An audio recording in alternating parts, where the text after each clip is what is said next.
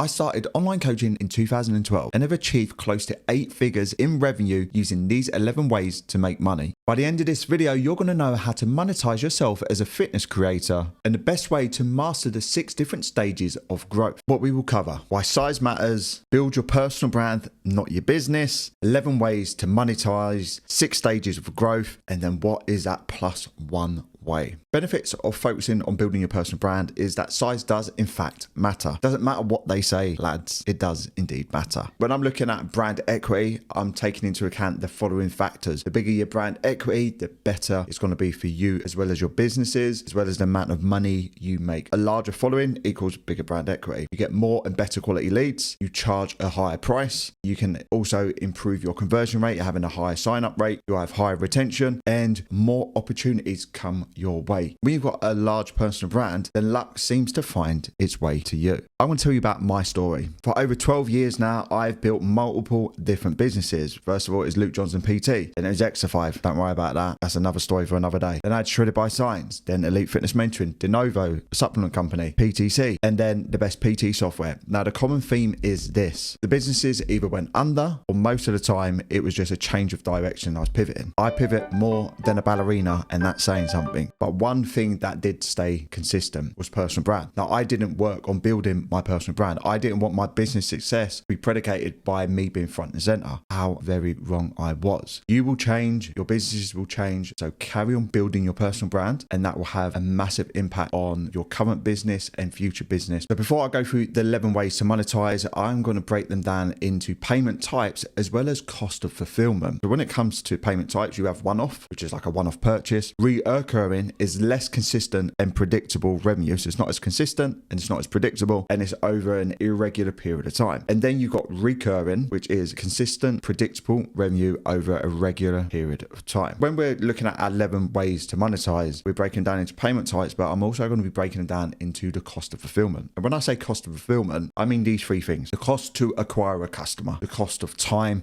on your part, or maybe you're hiring a member of staff and the time that it will take them to fulfill that product or service, and then the actual cost of goods. Is it a physical product that you physically have to purchase? You need to then deliver that, etc. So when we're looking at monetization models, so number 1, we've got the one that most online trainers should focus on, is one-to-one coaching. It will give you the highest amount of recurring revenue per customer, and it is consistent. Then we've got group coaching, an ongoing service, but rather than one-to-one, you're looking at one-to-many. And then finally, we got number 3, which is more of a membership/subscription, and the group coaching and membership could probably fall in a similar category. Up next, we've got the reoccurring, which is, as we know, less predictable, less consistent, and over irregular periods of time. And I've broken that down into number 4, 5, 6, 7, 8, as you can see on the right hand side. Up first, you've got fitness challenges, which I recommend people use more so than actually group coaching. All of this will depend on your target market and your ideal client profile. Then you've got your own products. You've got the cost of the actual product you'll be manufacturing, the cost of fulfillment. Then you're moving on to 6, 7, and 8, more your passive revenue streams, which I'm going to go through in more detail in a little bit. With one off, we've got number 9, which is consulting. So it's nothing set in stone. It's just be like people pay you for your time. Then we've got number 10, which is events. Now this could be high fulfillment costs if you're actually running events. I've run events from 2013 all the way up to probably 2016, 2017, and they can be fairly expensive the bigger you go with them. However, if it is not your personal event and someone else is paying you to speak at that event, then the fulfillment costs will be low, so that can go from a red to a blue. And then number 11, you've got education. This could be coaching guides, this could be mini courses, anything which is transactional. Bigger your personal brand, all of those things will just shift up. All of your prices will go up. When we look at social media and we look at sponsorship, affiliate commission, and ad revenue, say for example on YouTube, as your social media following grows, you will see that those lower revenue streams for your business can gradually start getting higher and higher, bigger your following grows. Now I'm going to look at the 6 stages of growth. Now this typically happens with any service-based business, but especially for online fitness trainers. But you'll have stage 1, which is getting to the magical 5 to 10k mark. Stage 2, we've got 10 to 20k. Stage 3, we've we've got 20 to 35, stage 4, 35 to 50, then we got the 50 to 100k, and then stage 6 will be 100k plus per month. Each stage has its own challenges and pathways to success. There's no one ideal route. It will depend on you. It will depend on your preferences. It will depend on your target market with what route you should take. Now, most people will think just add more and more products to it and you'll just make more and more money, but that involves more complexity and more things to try and sell on a regular basis. So most people, when you're starting off, you should just focus on one-to-one coaching. You can easily get to 10k per month for one-to-one. If you're looking to make additional 10 to 20k and you want to bring in the recurring and recurring, you probably want to then interject maybe some fitness challenges along the way. That should get you to 10 to 20k per month. Now, it's up to you whether you want to hire staff underneath you. I'm a firm believer in today's world that you should build your personal brand, and I wouldn't do online coaching the way I did in 2013, 2015, knowing what I know now, but more so that the actual importance of personal brand as well as the advancements in technology. You could quite easily do that by yourself, one-to-one coaching with some fitness challenges throughout the year, and then converting people into one-to-one coaching from there. 20 to 35k. Here you could just add another member of staff to help manage the challenges as well as take on a few of the one-to-one clients after they've completed the challenge. Then when we get to around the 35 to 50k, this is when you're probably going to have a three-tiered option. So if we look at like your one-to-one, that is your higher price one. Your fitness challenges is your recurring, which again will vary based on the type of challenge that you are going to run, whether it's more of a group, whether it's more of a personalized, or whether it's more of a customized coaching challenge. Once you get to that point, what you want to do is you'd run your fitness challenges and then you would either upsell them into one-to-one or you downsell them into a group coaching program or membership. And that will have like your three-tiered system. Could quite easily just work all the way up to 100k. Then when you're looking to get over 100k per month, you have more choices. As you get to that point, if you've worked on building your personal brand and your social media following is going up, which was once very passive and low amount of money with sponsorships, ad revenue, affiliate commissions, that could also add in there as well. But there's no sort of magical way. It's just a way that I would probably look at doing it in today's age of how I would build my own personal brand and my fitness business. So what is the one way, the plus one? Quite simply, you just add and you create another business. At this point, you should have your systems in place. You're making 100k per month. You don't even need to be making that, but it could be slightly less. Another business will use one of these 11 ways to monetize that business, whether it's a supplement company, whether it's a branch off of your other fitness business, whether you're focusing on building a YouTube channel and trying to just monetize that. Each business, the plus one, is a separate business, a separate identity that will use one of these 11 ways to monetize. If you want to learn how six-figure online trainers are getting more leads than they can handle, then watch this video here.